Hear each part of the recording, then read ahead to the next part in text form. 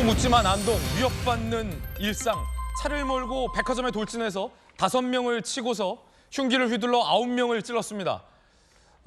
경찰청장은 사실상의 테러 행위다라고 규정을 한 상황입니다. 이 사건의 목격자를 만나봤습니다. 이야기 들어보시죠.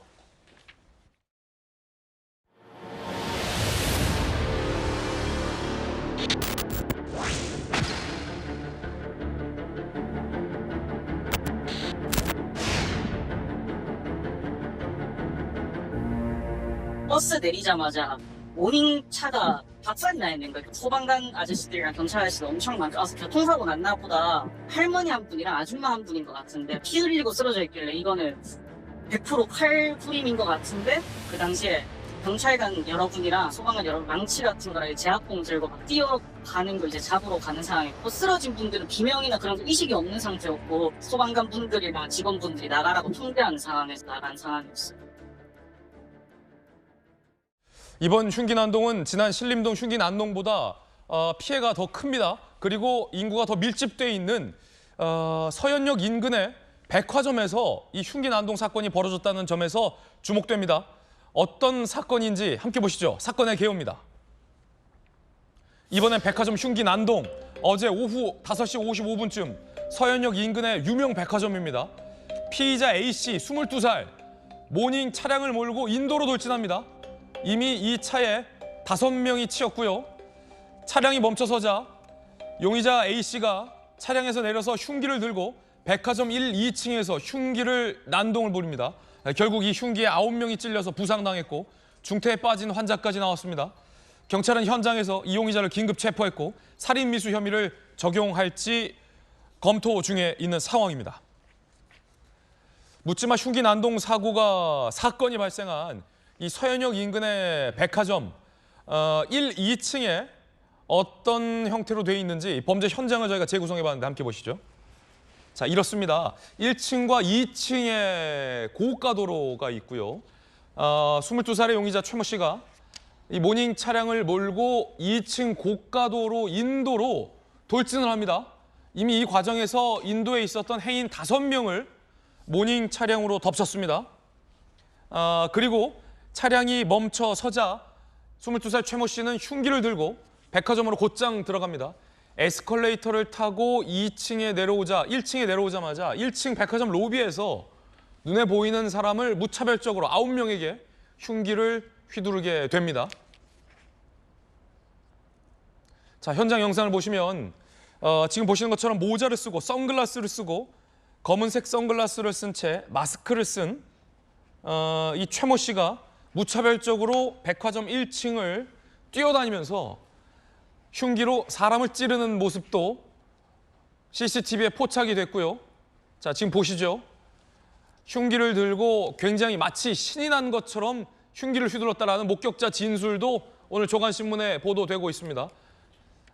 발걸음이 굉장히 좀 경쾌해 보이는데 자, 이 영상 보면서 곽대경 교수님 네. 전문가신데 자, 지금 이 범인의 행동과 발걸음 뭔가 신이 난 듯 뛰어다니는 이 모습 어떻게 분석하십니까?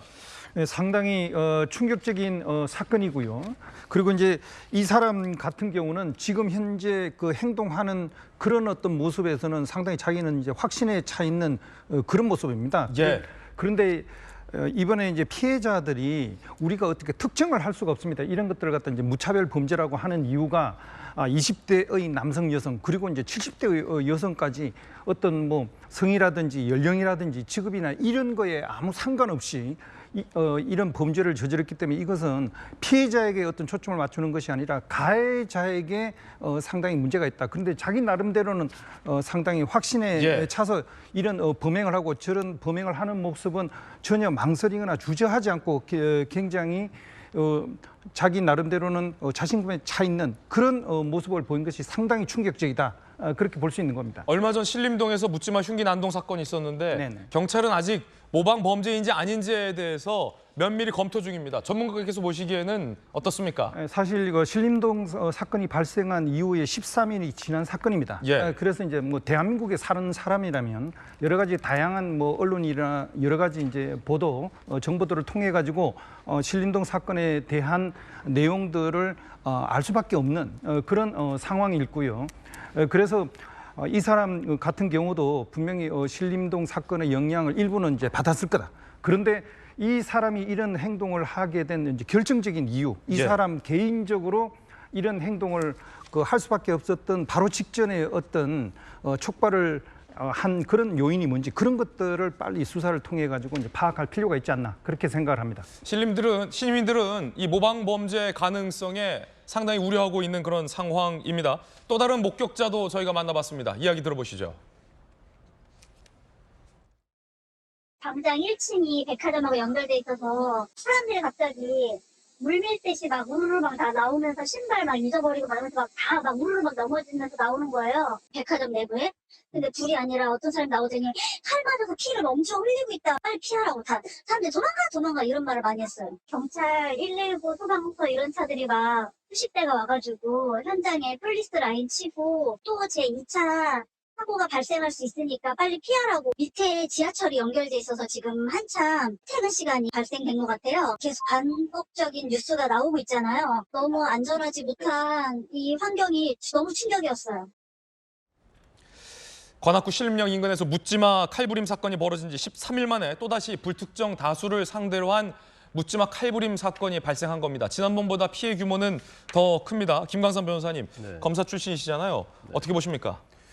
그 일반적인 어떤 살인 사건에 있어서는 동기가 분명히 있습니다. 예. 그런데 동기가 없이 이렇게 불특정 다수인을 상대로 무차별하게 흉기를 휘둘러서 이제 살해하는 걸 우리가 묻지마 살인이라고 부르지 않습니까? 네. 근데 신림역 살인 사건은 이제 조선도 사실 신림역 부근에서 그냥 자기와 상관없는 사람들 불특정 다수인을 상대로 계속 이런 범행을 저질렀어요. 그런데 지금 범행 장소가 백화점이단 말이에요. 예. 또 백화점에서 어떤 뭐 소리를 지르면서 또 굉장히 신나서 돌아다녔다는 거예요. 그리고 경찰 조사할 때도 누가 나를 죽이려고 집단적인 이제 청부 살인을 하려고 하고 있다. 이런 것을 보면 어떤 뭐 특별한 동기보다도 본인의 어떠한 피해망상이랄지 뭐 정신적인 그런 측면도 굉장히 여기에 영향을 좀 미쳤다 이렇게 볼 수 있을 것 같아요. 근데 사실 지난번 신림역 사건의 이제 조선 피의자 같은 경우에도 사실 지난 6월 2일 날 홍콩에서 거의 비슷한 사건이 있었거든요.